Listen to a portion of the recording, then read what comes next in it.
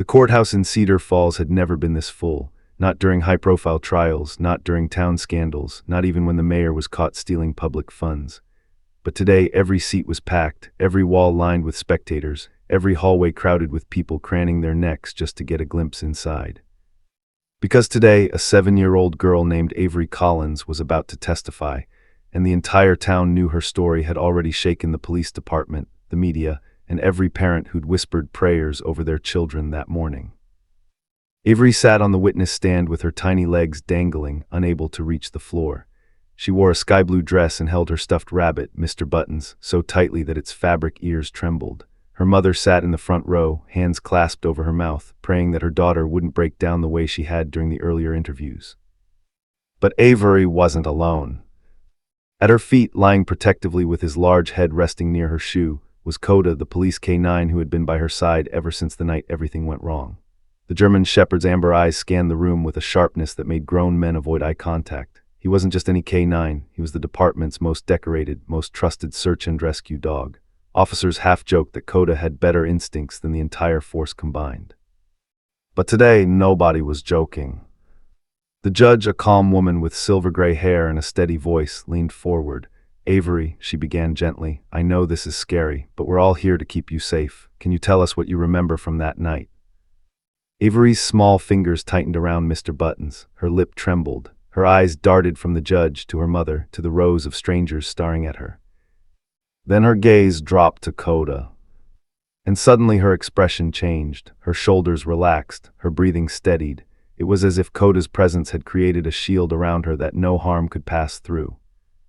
The courtroom waited, the silence thick enough to hear the ticking of the clock above the judge's bench. Avery swallowed hard. I didn't remember everything," she whispered. "Not at first." The prosecuting attorney leaned forward. "But then Coda told me." A ripple of confusion swept through the room. A few reporters exchanged glances. A juror raised an eyebrow. The judge blinked. "I'm sorry, sweetheart. What do you mean Coda told you?" Avery lifted her head. Her voice was still quiet, but steady now. "Coda told me what happened. He showed me." The prosecutor's pen froze midair. The defense attorney stood up slightly. Even the bailiff shifted uncomfortably. Because Coda, highly trained as he was, could not speak, could not recount events, could not tell anyone anything, that was impossible. Or at least everyone thought it was. Before the judge could ask another question, the courtroom doors suddenly creaked open. A tall officer stepped inside urgently, whispering something to the bailiff before quickly approaching the judge. The judge's face tightened. She asked the courtroom to remain silent as she listened. Then she spoke. "We need to pause the hearing. New evidence has just been submitted." The room erupted in murmurs. Journalists grabbed their phones. Spectators rose from their seats. Avery looked around, suddenly frightened again. She slid off her chair and crouched beside Coda, burying her fingers into the thick fur along his neck. Coda lifted his massive head and nudged her hand gently, as if to say, "I'm here." A reporter near the aisle whispered loudly, "What does she mean the dog told her? Is she imagining things, coaching, trauma response? What is this?" Avery heard him. She shook her head firmly. "No," she whispered, but loud enough for the nearest rows to hear. "Coda doesn't lie." Before anyone could question her again, Coda stiffened. His ears pricked upward. A low, rumbling growl rolled from deep in his chest. He was staring directly at the hallway behind the judge's bench. Staring at something or someone approaching. Avery's eyes widened as Coda stood up, every muscle tense, ready. And just as the murmurs quieted to uneasy silence, the courtroom door handle slowly turned. 10 minutes earlier, Officer Daniels had been reviewing the security footage in the back office, the hum of the courthouse air conditioning blending with the soft whir of the computer fan. Coda sat alert beside him, ears twitching at every distant footstep. Daniels' eyes were fixed on the grainy porch camera video from the night of the incident. The footage had been overlooked during the initial investigation, just a blurry shadow slipping past the neighbor's fence, but enough to make Daniels' stomach knot. The figure moved with a limp. Daniels' pulse quickened. That limp matched Mark Ellison's perfectly, the man officially cleared of suspicion weeks ago. He had denied ever being near Avery's home that night, but now, frozen on the screen, it was undeniable. Coda whined softly, nudging Daniel's leg, sensing the tension. Daniels whispered, "You saw it too, huh, boy?" He rubbed the dog's fur absent-mindedly. Coda barked once, low and sharp, and stared at the monitor as if confirming that he had always known the truth. Inside the courtroom, Avery sat on the stand, hands still gripping Coda's fur. Her mother's eyes were red from crying. Reporters whispered, scribbling furiously. The judge cleared her throat, signaling the need for order. Avery's voice was soft but precise. "Coda, he showed me what happened," she said. Her mother flinched at the phrasing, and a few jurors exchanged uneasy glances. The prosecuting attorney tried to maintain composure. "Avery, can you explain what you mean by 'he showed you'?" Avery nodded solemnly, her gaze unwavering. "Not like words, he helped me remember, he remembered for me." Whispers ran through the courtroom. People leaned forward, caught between skepticism and awe. The defense attorney frowned, tapping his pen nervously. Suddenly, Officer Daniels entered, urgency written across his face. "Your Honor," he said, holding a flash drive, "we've just discovered new footage that could be crucial to this case." The judge's eyes narrowed. "Explain." Daniels hesitated, taking a deep breath. "The neighbor's porch camera caught someone entering the Collins home the night of the incident. It's suspicious, and it doesn't match what the defense has claimed." The courtroom erupted into low murmurs, but Avery's attention remained on Coda. The dog's gaze was fixed on the hallway, unblinking, alert. He growled softly, but there was an intensity in his eyes, a warning. The judge called for a recess. "Everyone, remain calm. The hearing will continue in 10 minutes. Avery's mother grabbed her daughter's hand, squeezing tightly. "It's okay, baby," she whispered. "Everything going to be fine." Avery looked at Coda and whispered, "He's coming. I can feel it." The reporter nearby lined in, trying to capture a snippet of her words. "What do you mean, he's coming?" Avery shook her head. "Not now, not here, but Coda knows."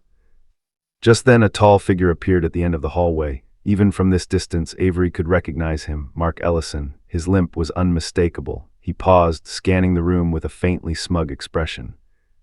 Coda's ears flattened, his growl deepened. The dog's muscles coiled, ready to spring. Daniels whispered urgently, "He wasn't supposed to be here." Mark walked slowly toward the courtroom, his eyes locked on Avery. The little girl's breath caught in her throat, and Coda growled louder, warning anyone who dared come closer. Spectators shifted uncomfortably. Even the judge leaned forward, unsure of what to do. Mark's smirk faltered for just a moment when his eyes met Coda's, and in that instant, the entire room seemed to recognize something. The dog had seen through him. Avery whispered under her breath, "Coda remembers everything." Before anyone could react further, Mark started moving faster, heading toward the courtroom entrance. Coda's growl turned into a bark, sharp, commanding, protective. And that was when everyone realized this was no ordinary trial. This was the moment Coda was about to prove that he wasn't just a witness, he was the guardian of the truth.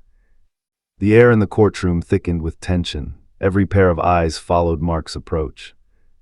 And then, with a sudden burst of energy, Coda pulled free from Daniel's grip, lunging forward, signaling the start of a chase that no one would ever forget. The hallway door creaked open wider and the figure stepped fully into view. Mark Ellison. His signature limp was unmistakable, dragging slightly as he moved, and his eyes scanned the room with a faint arrogance that made every officer bristle. He smirked as if he owned the courthouse, as if Avery and everyone here were mere spectators in his personal theater. "I heard the hearing was paused," he said casually, voice loud enough to carry across the courtroom. "Thought I'd see what all the fuss is about." The murmurs erupted into gasps. Officers instinctively moved toward him, but his confident demeanor made them hesitate. Even the judge's expression faltered, a flicker of unease passing over her face. Avery froze, her small body stiffened, but Coda did not. The dog's growl deepened, a warning so low and primal it sent shivers down the spines of everyone present. His fur stood on end, tail stiff, body coiled like a spring ready to strike. Daniels held Coda back with all his strength. "Easy, boy," he muttered, though his own hands shook. "Stay, don't." Mark's smirk faltered slightly as he noticed Coda's unwavering stare. "What? The mutts always hated me," he said, but there was a tremor in his voice he didn't intend. The judge slammed her gavel. "Mr. Ellison, you were explicitly instructed not to attend today's proceedings without legal counsel." Mark shrugged, but his gaze remained locked on Avery. It was unsettling, invasive, like he could see past the courtroom walls and into her very thoughts. Avery's voice trembled but rang clear. "Coda remembers you." The courtroom fell deathly silent. A judge, a jury, reporters, and spectators, every single eye was glued to the small girl and the dog beside her. Mark's confident smirk wavered. For the first time he looked uncertain. He swallowed hard and tried to regain composure. "You're a smart little girl," he said, almost under his breath. "Too smart for your own good." Officer Daniels stepped closer, holding up the flash drive with the newly discovered footage. "Your Honor," he said, "we have evidence that places Mr. Ellison at the scene that night. The porch camera footage is clear, and it confirms what Coda has been indicating all along." The judge's eyes narrowed, glancing at the footage. Mark's face paled slightly, but he forced a laugh. "This is circumstantial. Anyone could have."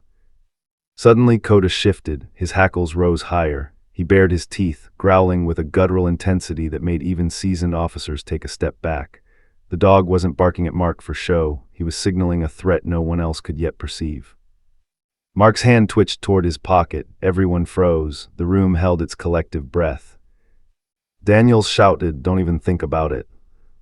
Mark hesitated. His eyes flicked toward Coda, and the realization hit him. This dog wasn't just alert, he knew. Avery took a shaky step forward, pointing at him. "He did it. I know he did it," she whispered, though loud enough for those nearest to hear. Mark's face drained of color. His smirk was gone, replaced by a flash of panic. Before the officers could move, Mark bolted toward the back exit, his limp giving him speed that surprised even the trained men chasing him. Coda lunged instantly, pulling free from Daniel's grip with a force that sent the handler stumbling backward.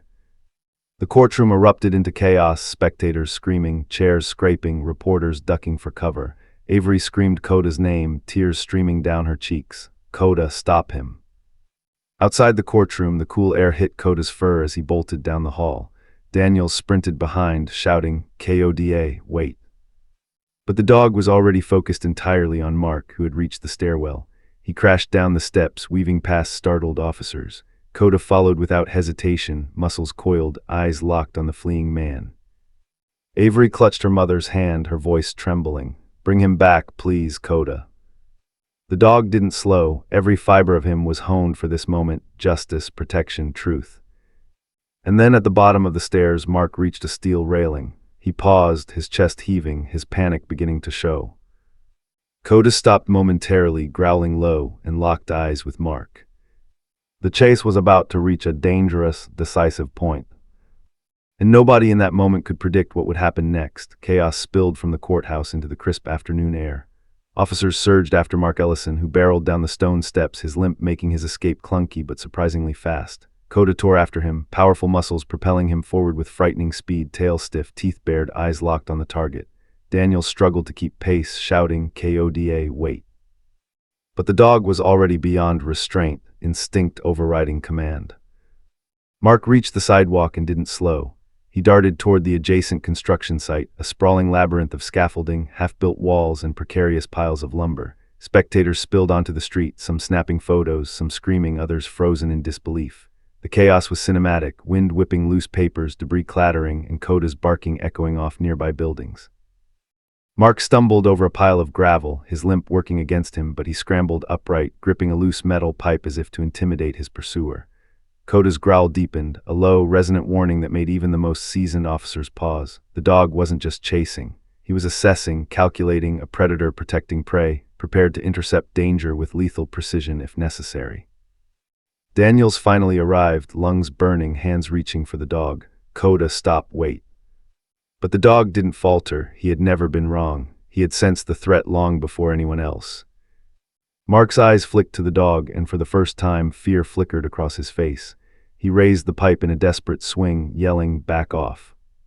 Coda stopped short, inches from the metal weapon. His growl vibrated through the air, a low, menacing hum of controlled aggression. Every muscle in his body was coiled like a spring, ready to strike but holding back, waiting for the perfect moment. Daniels closed the gap, tackling Mark to the ground just as he swung again.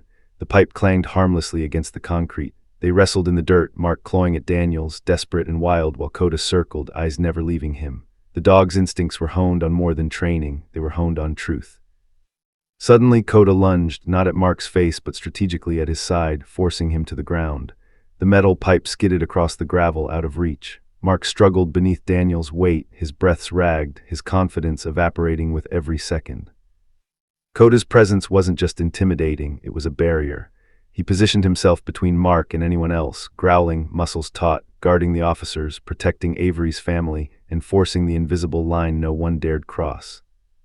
More officers arrived, surrounding Mark, pressing him into submission. He screamed, struggling to break free, his voice hoarse and panicked. But then, in a whisper barely audible over Coda's barking, he said something chilling. "She saw me, but she didn't see everything." Daniels froze, every officer's blood ran cold.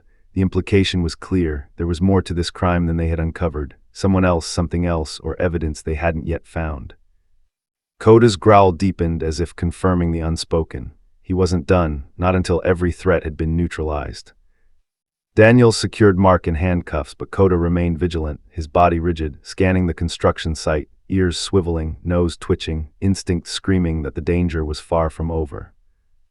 Avery's mother ran toward the scene, calling out for her daughter. Avery, safe inside the courthouse for now, clutched Mr. Buttons, her small body trembling. "Coda, please don't let him get away," she whispered. Coda barked, almost in acknowledgement, before returning his attention to the area surrounding Mark. Every officer knew the chase was over, but the threat was not. Because Coda had sensed something buried in the shadows, something Mark hadn't expected anyone to find. And just beyond the piles of lumber under the half-built walls, the truth waited, hidden, silent, and horrifyingly close. The construction site was a maze of half-finished walls, wooden beams, and towering stacks of lumber that swayed precariously in the afternoon breeze. Dust swirled around Mark Ellison as he struggled against the officers, his panicked breaths visible in the cold air. Coda circled, eyes unblinking, muscles taut like a coiled spring. This was more than a chase now, it was a standoff. Mark grabbed a long metal pipe from the ground and swung it violently toward Coda. The clang of metal against thick fur made a sharp echo through the site. Coda stumbled slightly but did not retreat. He shook the impact off, eyes burning with a mix of fury and resolve. The dog's hackles were raised, every muscle trembling under controlled force. He wasn't just defending, he was claiming the moral high ground. He was telling Mark, "You will not harm anyone else." "Stop!" Daniels yelled, rushing in, tackling Mark to the ground. Dust and gravel sprayed around them as the two men wrestled, struggling for dominance. Mark's screams rang through the empty lot. "I didn't do anything, get off me." But Coda's growl cut through the chaos, a deep, warning rumble that froze Mark mid-sentence. Coda's presence was commanding, strategic. He didn't strike wildly. He positioned himself between Mark and any potential threat, officers, civilians, even the air itself, like a living barrier, unyielding and resolute. Mark's pipe clattered to the ground, useless now. He rolled, trying to break free, but Coda lunged, forcing him onto his back. The dog's powerful shoulders pressed forward, pinning him instinctively but without cruelty. Mark's chest heaved, panic overtaking arrogance. "You're not going anywhere," Daniels muttered through gritted teeth, his hands shaking as he finally cuffed Mark. And then Mark whispered something that made the blood run cold. Daniels froze mid-motion, his grip tightening on the cuffs. "She saw me, but she didn't see everything," Mark hissed, his voice low, sinister, and trembling. The words hung in the air like smoke. Every officer's instincts screamed, "There's more." Something Mark hadn't planned on anyone discovering, something dangerous. Coda didn't growl this time, he didn't bark. He lowered his nose to the ground, sniffing deliberately, tail stiff. His movements were sharp, precise, deliberate. He was hunting, not for Mark, not for the officers, but for the remaining thread of danger Mark had left behind, invisible to human eyes, but crystal clear to a dog trained to read fear and threat. Daniels followed Coda as he led the way through the maze of lumber and scaffolding. "What is it, boy?" he asked softly, voice tense, almost pleading. Coda's ears twitched. He stopped suddenly, head tilted, nose pressed to the ground. Gravel scraped under his paws as he began digging, fur flying, powerful claws clawing into the earth with relentless determination. Daniels knelt beside him, heart pounding. "What did you find?" The mound of dirt shifted, revealing a small, mud-streaked backpack. Daniels froze. His stomach dropped. He recognized it immediately, Avery's backpack, the one reported missing the night of the incident. He glanced up at Coda, whose eyes met his own, filled with something human, triumph, relief, warning. The dog had led them here, uncovered evidence nobody else could. He had told the story without words. Daniels reached inside the backpack and pulled out a tiny voice recorder. Hesitation gripped him, but he pressed play. Avery's frightened voice filled the air. "Leave us alone." Then a man's voice, "Be quiet and do what I told you." A crash, a scream. And in the background, unmistakably, Coda's bark. Daniel's hand shook as he stopped the playback. Coda stood by, ears forward, watching the officers' faces. He had confirmed it. He had been there. He had protected Avery. Before Daniels could fully process it, a fellow officer shouted from behind a stack of lumber. "Sir, you need to see this, right now." Coda stiffened, growl low in his chest. He led the way again. Something else awaited, something hidden, something else Mark hadn't anticipated. Daniel's heart raced. The evidence was just the beginning. And Coda wasn't finished. Daniels and the officers followed Coda deeper into the labyrinth of the construction site. The piles of lumber towered like silent sentinels, shadows stretching across the uneven ground, dust hung in the air, disturbed by their hurried footsteps. Coda's nose was low to the ground, ears pricked, every movement precise. He wasn't just searching, he was leading them to something hidden, something urgent. A faint metallic glint caught Daniel's eye as Coda stopped in front of a mound of loose dirt near a half-built wall. The dog's paws scratched aggressively at the soil, scattering clods of earth into the air. Daniels felt a jolt of adrenaline. "What is it, boy?" he muttered, kneeling beside Coda. The dog didn't answer, he didn't have to. His urgency spoke volumes. Officers grabbed shovels, hands trembling with a mix of excitement and fear. They dug quickly, impatiently, throwing dirt aside until a small, muddy backpack surfaced. Daniels recognized it immediately, Avery's backpack, reported missing during the initial investigation. A wave of relief hit him, but it was quickly overshadowed by a chill of dread. Something about the way Coda had insisted on this spot made him uneasy. He unzipped the backpack carefully, revealing a small voice recorder. Daniel's heart pounded as he pressed play. Avery's trembling voice filled the air. "Leave us alone." Then came a man's voice, low and threatening. "Be quiet and do what I told you." A crash, a scream. And then unmistakably Coda's bark, sharp and protective, resonated through the recording. Daniel's hands shook as he realized the truth. Coda had been there. He had been Avery's shield. He had witnessed the terror firsthand and somehow guided them to the evidence that proved it. The officers exchanged glances, the gravity of the situation settling over them. But before anyone could celebrate, another officer's shout cut through the air. "Sir, you need to see this, right now." Daniels followed him toward another section of the construction site. Coda, sensing urgency, trotted ahead, leading them through a narrow passage between two half-built walls. The dog stopped abruptly in front of another patch of disturbed dirt, smaller and more compact than the previous mound. His body was tense, hackles raised, tail stiff. Daniel's stomach twisted. "What is it, Coda?" He knelt and brushed away the top layer of soil. His breath caught footprints, small footprints unmistakably a child's, and they were fresh. Not Avery's, too small, too recent, someone else. Another child, and Coda's attention was entirely focused on them. Daniel's radio crackled. "Backup units, we may have another victim. Proceed with caution." Coda suddenly bolted toward a gap in the fencing, barking sharply. The sound was urgent, piercing, commanding. Daniels shouted after him, "Coda, wait." But the dog had already disappeared into the dense woods behind the site. Officers followed, flashlights swinging in the gathering shadows. The wind rustled through the trees, carrying the faint, heart-wrenching sound of a child crying. Daniel's heart raced. Avery's father, who had been called to the scene, clutched his face in horror. "Oh God, no," he whispered. The sound grew louder, muffled sobs, desperate pleas, faint but unmistakable. Coda's barking cut through the night like a beacon, relentless and determined. The officers pushed forward, adrenaline fueling their steps. Coda was leading them, navigating the woods with a precision only a dog with unparalleled instincts could possess. Then just beyond a fallen tree, Coda appeared, standing guard over a small figure huddled in the dirt. A little boy, maybe 5 years old, tied and shivering, eyes wide with terror. Coda's bark was steady, authoritative, protective. He would not let anyone near until help arrived. Daniels sprinted forward, cutting the ropes with trembling hands. The boy collapsed into his arms, sobbing, shaking. Coda nudged him gently, watching intently, ensuring he remained safe. The forest seemed to exhale. Relief, fear, and gratitude mingled in the cold air, but the weight of the night's revelations hung heavily over everyone. Because Coda had seen it all. He had protected Avery, uncovered evidence, and now, silently, he had saved another child. And he had something he was still trying to tell them, something only he could reveal. The forest was eerily silent once the boy had been rescued, his small frame trembling against Daniel's jacket. Coda stood nearby, head high, ears swiveling, body rigid. The dog wasn't finished. His amber eyes scanned the darkness, alert for a threat only he could sense. Officers fanned out, flashlights cutting arcs through the night, but all attention kept returning to Coda. He was more than a dog at this point. He was a sentinel, a guide, and a protector. Daniels knelt beside the boy, whispering reassurances as medics arrived. "It's okay, little man, you're safe now. Coda kept you safe." The boy clutched the dog's fur tightly, finally stopping his sobs enough to whisper a shaky thank you. But Coda didn't relax. He lifted his nose to the wind, sniffing with unnerving intensity. His ears pricked forward, tail straight and alert. Then he bolted toward a denser patch of trees, bark sharp and commanding. Daniels and the officers ran after him, hearts pounding in their chests.